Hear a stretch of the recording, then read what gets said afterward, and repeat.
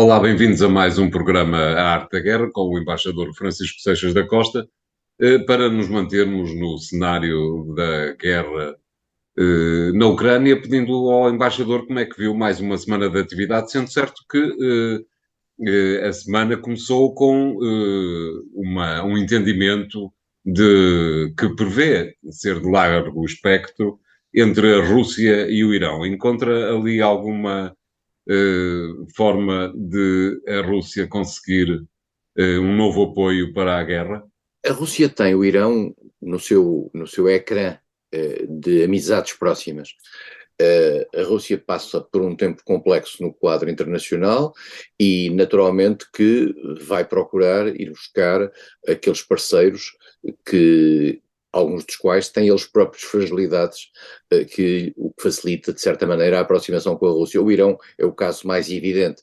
É um país que tem dificuldades sérias no quadro internacional, atendendo a que está sujeito a um processo de sanções, que tem um programa interno nuclear objeto de suspeitas e perante, digamos, reticências muito fortes, quer por parte dos países europeus, de alguns países europeus e pela própria União Europeia, quer por parte dos Estados Unidos, e, portanto, digamos, a relação com a Rússia e o dar à Rússia esta mão é absolutamente natural, e é natural que a Rússia também a procure. Esta semana, aliás, foi interessante verificar que a Rússia publicou o conceito estratégico nacional, que é um documento que regularmente é publicado, quase todos os países têm esse mesmo conceito. Portugal, aliás, acaba de preparar o seu próprio próximo conceito estratégico. E nesse conceito estratégico da Rússia, o que é interessante é observar o modo como a Rússia se olha para si própria no plano mundial. E mais do que isso, tendo em atenção aquilo que nós falámos aqui na semana passada, de uma certa dependência face à China, uma certa subalternização face à China no quadro internacional, o que é curioso é que o retrato que a Rússia desenha de si mesma nada tem a ver com isso.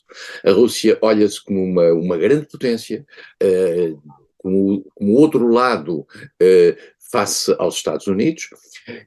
Considera naturalmente a China na sua zona de relações, mas também considera a Turquia, também considera o Egito, coisa que curiosamente deve criar algum mal-estar nos Estados Unidos, porquanto o Egito é um país que recebe ajuda militar americana em todos os seus ciclos políticos, mesmo aqueles que foram mais sinistros. E, portanto, a Rússia olha-se, de facto, como uma grande potência, que já não é, a menos que consideremos apenas a dimensão da natureza nuclear. E mais do que isso, é uma potência que, sob o ponto de vista diplomático, atendendo ao que acontece desde há um ano na Ucrânia, está hoje sob uma grande pressão internacional. E, portanto, a Rússia está a procurar um conjunto novo de alianças. Este documento vale a pena ser lido nesse aspecto, que é uma leitura do mundo do outro lado. Isto é, enquanto que o mundo visto do lado de cá é um mundo manifestamente tutelado pelos Estados Unidos, e em que muitos países ocidentais, em particular agora, depois da invasão russa da Ucrânia, acabam por alinhar com os Estados Unidos numa certa ordem de valores. A Rússia faz uma espécie de proposta de valores alternativos. Numa leitura, digamos, de certo modo imaginativa dos próprios conceitos que estão expressos na Carta das Nações Unidas, mas à sua maneira. Há uma coisa que a Rússia, no fundo, acaba por nunca dizer, é que na Carta das Nações Unidas nunca se fala em democracia, não há a palavra democracia, não aparece. E claramente há muitos países dentro das Nações Unidas que também não gostam que se fale muito de democracia, embora eu tenha uma tese, devo confessar, é que não há nenhum país do mundo que não se diga democrático. Exatamente. Não há nenhum país do mundo que não se assuma como democrático. Talvez a Santa Sé não tenha tido até agora uma reflexão de natureza estratégica muito profunda nesse sentido. Mas, fora disso, a Rússia considera que está em criação uma nova ordem alternativa a opor-se à dos Estados Unidos. E, portanto, esse documento é importante. Na guerra, propriamente em termos da guerra, continua, digamos, peço desculpa de utilizar a expressão, a novela à volta de Bakhmut. Bakhmut continua a ser uma área estratégica que a Rússia vai anunciando sistematicamente que já tomou e que os ucranianos persistem em dizer que não e em garantirem ainda que não, tendo a atenção que ainda há ali por ali tropas. Veremos quando um dia esse Bakhmut cair para o lado russo, que consequências é que isso tem, nomeadamente na facilidade da Rússia conseguir retomar de certa maneira, o Donbass, que parece ser o seu objetivo imediato. Uma coisa é clara, esta situação de Bakhmut representa, de certa maneira, uma amostra de que a Rússia, sob o ponto de vista de ação convencional, tem bastantes limitações e bastantes problemas. Outros problemas, já agora, sobre a Rússia que vale a pena citar, têm a ver com a liquidação em São Petersburgo, de um blogger russo, de um blogger militar. Os bloggers militares russos são uma fonte extraordinária de informação para todos nós que acompanhamos a guerra na Ucrânia, porque são normalmente bloggers colocados do lado russo e favoráveis ao lado russo, mas muitas vezes com uma leitura crítica da postura do exército russo. Muitas vezes, alguns deles, a maioria deles são, eu não diria a maioria, uma grande parte deles são ligados à estratégia do grupo Wagner, outros são claramente contra a orientação dada pelo Ministério da Defesa russo. O que é muito curioso, porque ao mesmo tempo também permite ver que numa sociedade digamos, ditatorial como é aquela que se vive na Rússia, permite-se dentro da ditadura estas variações de posições. Agora, este blogger foi assassinado, aparentemente foi uma senhora que lhe levou uma bomba disfarçada numa estatueta. Veremos agora o que é que a Rússia diz que foram os ucranianos dizem que foram dissidentes russos, logo veremos, nesse momento são versões contraditórias. Isso, no entanto, prova que as coisas não estão fáceis ao nível da segurança pública na Rússia. Se é possível, de facto, num determinado evento que aparentemente tinha grandes condições de segurança, haver um atentado deste género, isto prova que a Rússia está numa situação interna, digamos, não totalmente estável, e isto naturalmente não deixa de ter efeitos sobre a própria confiança dos cidadãos russos relativamente ao formato e ao funcionamento do regime. Parece-lhe que é possível chegar a essa conclusão perante esta ocorrência, embaixador? Isto é, o simples facto de ter havido esta morte demonstra que a hegemonia em torno de Vladimir Putin pode estar a ser abalada? Eu não digo isso. Vladimir Putin, aliás, nota-se isso pelas sondagens que existem, e apenas há uma sondagem que vale a pena acompanhar com uma regularidade, que é uma empresa independente da qual o regime russo se afasta sempre, que é o Levada Center, e o Levada Center, com altos e baixos, e os baixos são normalmente os momentos em que Vladimir Putin faz novos recrutamentos, e esses são os momentos baixos em termos de sensibilidade pública. Vladimir Putin mantém-se com uma elevadíssima taxa de popularidade, o que não deixa, apesar de tudo ser estranho, num país que está em guerra, e o ambiente em Moscou ou em São Petersburgo é um ambiente normal, de vida normal, mas a ocorrência destes incidentes de uma forte gravidade, isto é, o assassinato de alguém que era um grande promotor da guerra, num evento público, numa cidade onde, aliás, é a sede do grupo Wagner, não deixa de representar alguma inconstância. Quer dizer, não é muito normal, num país que vive numa situação de segurança complicada, haver este tipo de incidentes. Nós já tivemos no passado a morte da filha de um dos filósofos, digamos, por detrás da doutrina de Putin, e foi morta em Moscovo, também da mesma forma, por uma bomba, neste caso num carro. O que significa que há um mundo de violência que o regime não consegue aguentar. Isso não significa minimamente, vale a pena dizê-lo, que o regime esteja em risco, ou que Putin esteja em risco, até porque até agora todas estas fações, às vezes contraditórias entre si, nunca vi nenhuma delas afastar-se de Putin. Elas talvez procurem encontrar uma leitura própria e tendencialmente a melhor relativamente ao modo de prosseguir a guerra e o modo de prosseguir os objetivos imperiais, eu diria, desta nova fase da Rússia. Mas raramente não se vê Putin ser posto em causa. Putin continua até hoje a ser uma figura, digamos, dominante na vida russa, e cujo grau de popularidade pode baixar ou descer, mas não desce determinados limites. Claro. Muito bem, obrigado. Vamos fazer aqui o primeiro intervalo do programa de hoje. Voltamos já de seguida. Até lá.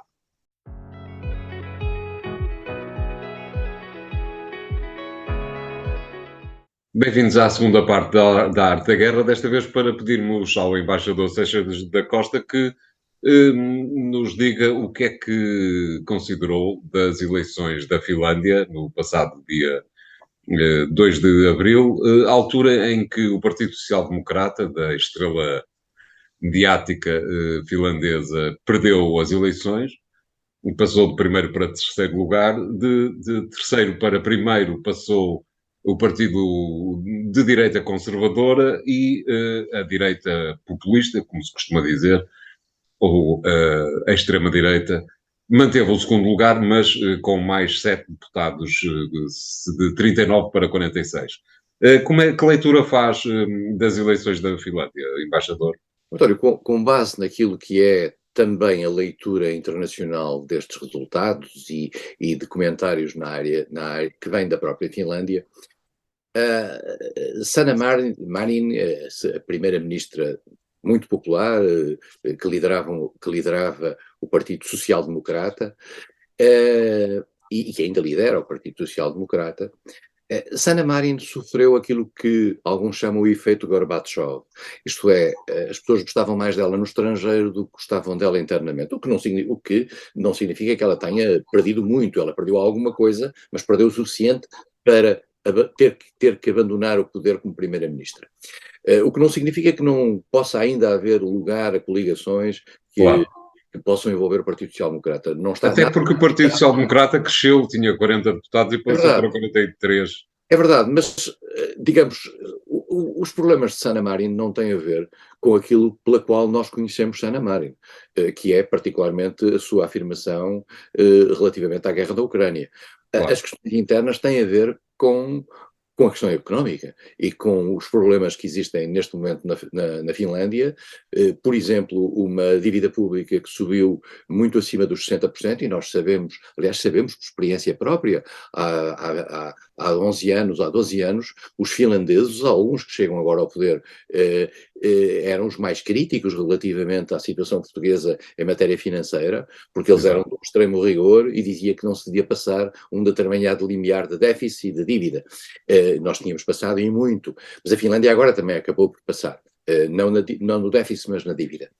E, portanto, o que significa que os problemas internos são aqueles que verdadeiramente determinam o voto. A questão externa é importante, mas na questão externa não há uma grande divisão entre os vários partidos. Não há sensibilidades muito, muito flagrantes. E, portanto, neste momento, Sanna Marin é afastada pela política económica, pela questão da subida das taxas de juros, pelo endividamento, pela questão da habitação, curiosamente, uma questão que também está aqui na baila. E, portanto, digamos, é a política interna que conta. Eu recordo sempre aquela velha frase de um assessor de Bill Clinton que dizia, perante surpresas no apoio e nas sondagens, ele dizia: "It's the economy, stupid." E, portanto, esta expressão ficou no imaginário internacional, embora a palavra estúpido aqui nesse aspecto pareça demasiada, mas foi a expressão que ele utilizou e que sistematicamente tem vindo a dar razão em várias partes do mundo. É a economia e é a maneira como os cidadãos sentem que o governo defende os seus interesses e os protege, que acaba por determinar as boas graças dos governos ou a sua desgraça, não necessariamente a performance económica, é a performance externa. Porque também, como dizia um político português aqui há uns anos, não há boa política externa sem boa política interna. E claro, por isso mesmo, neste caso, parecia haver uma boa política externa, mas se a política interna não existia de forma clara e convincente, ela caía. Já agora, António, aproveito para falarmos um bocadinho da entrada da Finlândia na NATO. A Finlândia entrou agora para a NATO, depois de um processo que sofreu algumas dificuldades, em particular para ultrapassar algumas reticências colocadas por esse parceiro NATO tão atípico que é a Turquia, tendo em atenção que na Finlândia havia refugiados turcos que a Turquia considerava terroristas e que a Finlândia protegia com maior acolhimento, e veremos o que é que a Finlândia terá cedido, isso é uma coisa que só a prazo vamos saber, para que a Turquia tenha mudado de posição. A Turquia não mudou de posição, no entanto, relativamente à Suécia, que também é outro candidato à NATO. A Suécia é essa que também tem um problema relativamente à Hungria. E a Hungria, mas as reticências da Hungria não têm a ver com isso, têm a ver com as críticas que a Suécia faz ao funcionamento democrático dentro da Hungria. Mas, portanto, esta entrada para a NATO da Finlândia é muito interessante sob o ponto de vista até histórico. A Finlândia é um país que tinha uma relação de limitação da sua soberania no plano internacional face à Rússia, imediatamente a seguir à Segunda Guerra Mundial. Isso fez a chamada finlandização, chamava-se isso, coisa que os finlandeses não gostam, conceito que os finlandeses não gostam que seja utilizado, que era uma espécie de neutralização e uma limitação claramente da capacidade de afirmação externa. A Finlândia tinha a obrigação de consultar os russos, na altura a União Soviética. Depois de 91, vale a pena dizer também, nunca mais a discussão sobre a neutralidade, quer na Suécia, quer na Finlândia, foi muito falada. A neutralidade sueca era diferente, era uma neutralidade armada. A neutralidade finlandesa era uma neutralidade mais, eu diria, mais teórica. Porque a Finlândia tinha também o seu exército e tinha também estruturas de mobilização interna na parte de segurança e defesa muito próprias. Mas, portanto, esta mudança é uma mudança que se deve a uma pessoa chamada Vladimir Putin. Foi ele que, no fundo, estimulou, com a invasão da Ucrânia, a adesão à NATO da Suécia e da Finlândia, que ainda há poucos meses, há um ano e tal, não se falava muito disso. Embora houvesse setores sempre dentro desses países, vale a pena dizê-lo, em particular, a partir do momento em que esses dois países entraram para a União Europeia, quer a Suécia, quer a Finlândia, havia movimentos e setores dentro desses países que eram favoráveis a uma adesão à NATO, mas eram minoritários. Vladimir Putin acabou por ajudar a que deixassem de ser minoritários e passassem a ser maioritários. E a opinião pública mudou, e esses países, como nós sabemos, que são países profundamente democráticos, arraigadamente democráticos, em que nada se faz sem um consenso objetivo da opinião pública, foram países que rapidamente mudaram de posição e foram favoráveis à entrada para a NATO. O que significa, portanto, exerceram, e vale a pena também aqui dizê-lo, e isto também, no fundo, responde a muito do que é a crítica russa. Estes países não foram para a NATO porque foram empurrados pelos Estados Unidos ou porque foram pressionados. Não, foram para a NATO precisamente porque constataram que a ameaça russa seria provavelmente melhor combatida no caso de se colocarem sob o chapéu da aliança que existe desde 1949. Vale a pena dizer que a questão do neutralismo foi uma questão que desde o início se pôs nos países nórdicos, e já vem do século XIX. Todos os países nórdicos tiveram posições diferentes. A Noruega, por exemplo, nunca quis bases militares americanas. A Noruega não quis estacionamento de armas nucleares. A Dinamarca tem um posicionamento diferente e mais próximo dos Estados Unidos ao longo do tempo. A Suécia e a Finlândia mantiveram essa distância maior. A Islândia, embora fosse Estado fundador da NATO, e vale a pena dizer que Noruega, Finlândia e Islândia são Estados fundadores da NATO, em 49, tal qual como Portugal, a Islândia não tem tropas, não tem envolvimento militar, e portanto é mais fácil esse tipo de neutralidade. Vale a pena também já agora lembrar, para quem nos está a ouvir, que continua a haver países neutrais dentro da União Europeia, que é o caso da Áustria, é o caso da Irlanda, e é o caso de Chipre e é o caso de Malta. São estes 4 países que são neutrais dentro da União Europeia, isto é, não são membros da NATO, ao mesmo tempo que são membros da União Europeia. E depois há aquela velha ilha de neutralidade que se chama Suíça, mas que não faz parte da União Europeia. Exato, é mais um banco do que propriamente um território nacional de vez em quando. Perguntava-lhe por último, embaixador, se lhe parece que talvez, inclusivamente, pela pressão que a guerra da Ucrânia faz, e com base naquilo que aconteceu na Finlândia, lhe parece que a Europa pode ser atravessada por uma onda de crescimento da extrema-direita. Acha que tem alguma coisa a ver uma com a outra? Tem, eu não diria necessariamente um crescimento da extrema-direita, embora nós saibamos que um dos partidos que ganhou na Finlândia, que teve muitos votos na Finlândia, é um partido próprio, fortemente anti-imigração e anti-refugiados. Há uma tendência forte para a direita.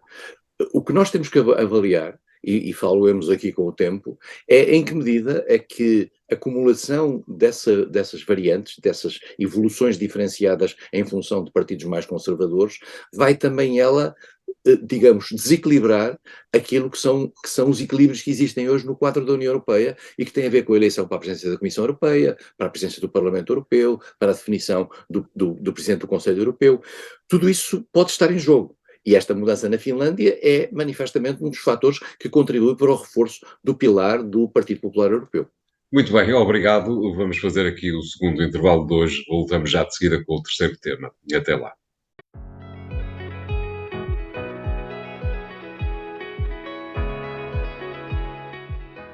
Bem-vindos à terceira parte de A Arte da Guerra, para pedirmos desta vez ao embaixador Seixas da Costa que nos ajude a compreender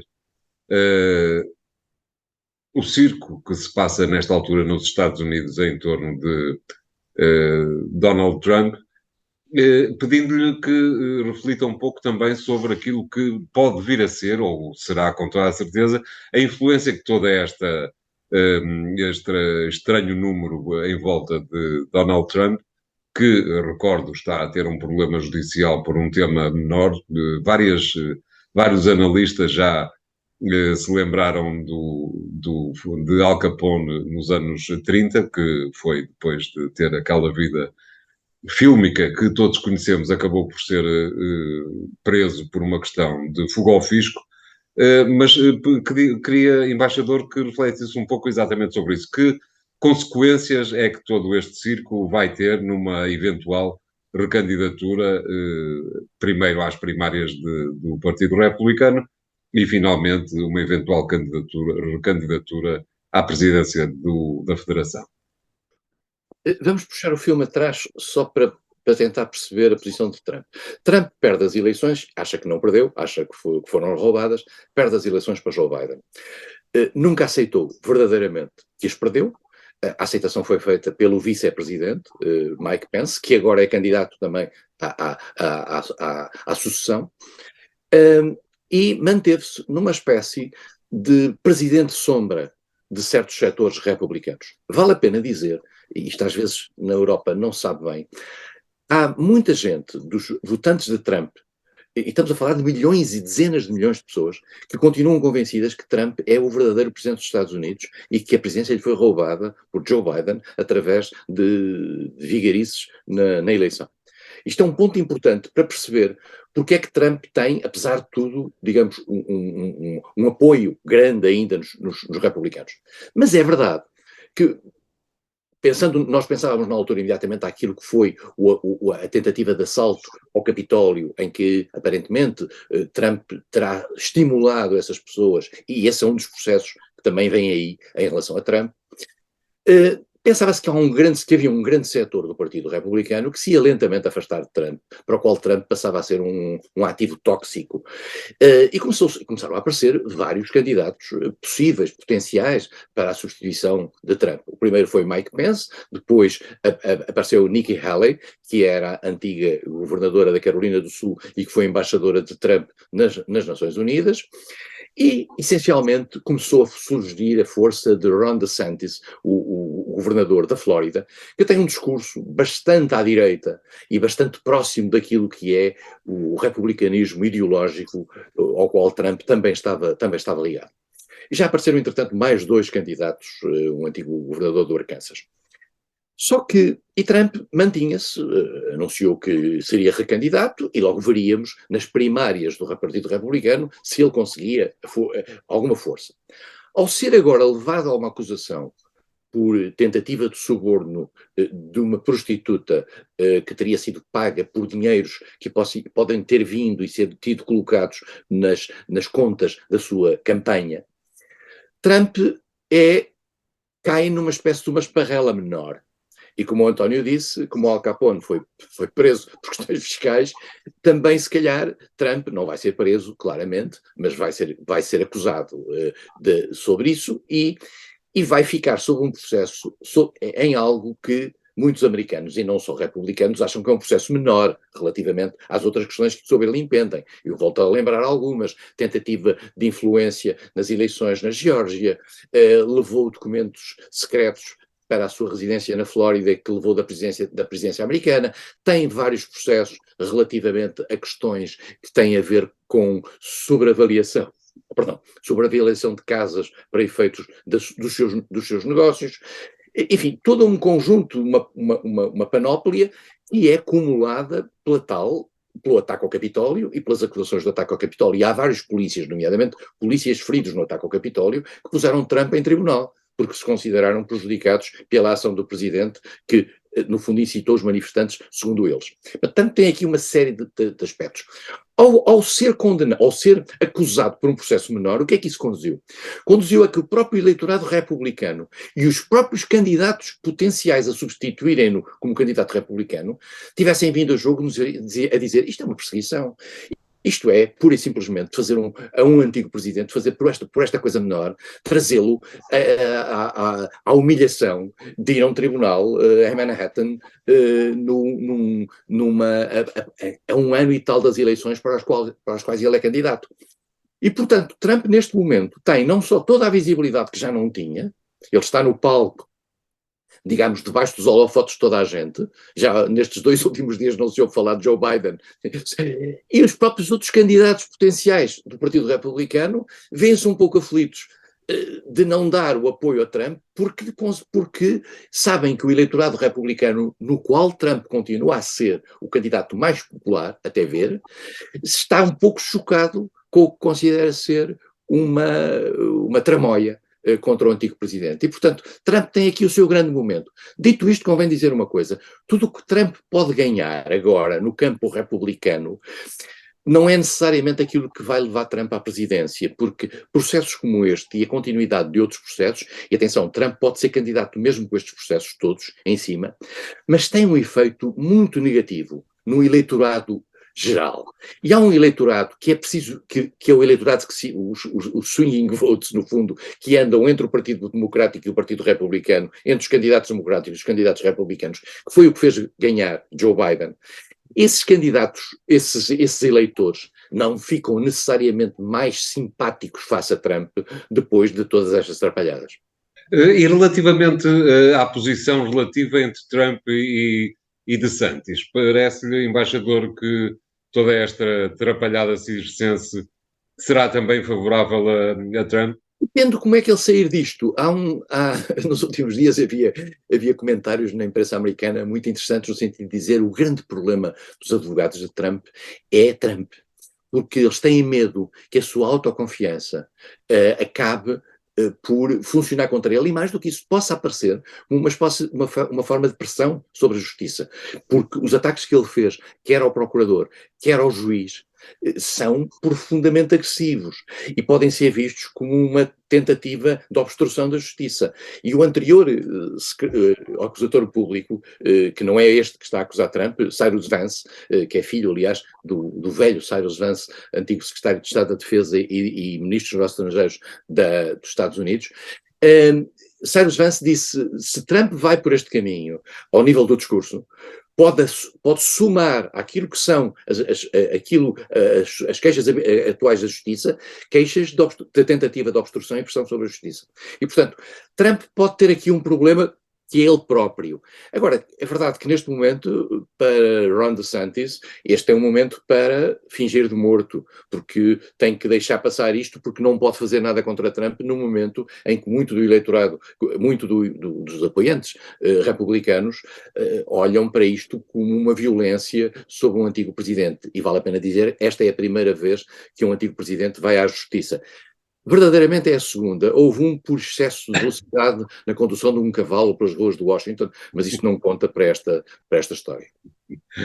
Muito bem, obrigado, embaixador. O programa Arte da Guerra fica por aqui hoje. Voltaremos para a semana com novos temas. Continuem a seguir-nos no podcast que encontram nos sites do Jornal Económico. Até lá.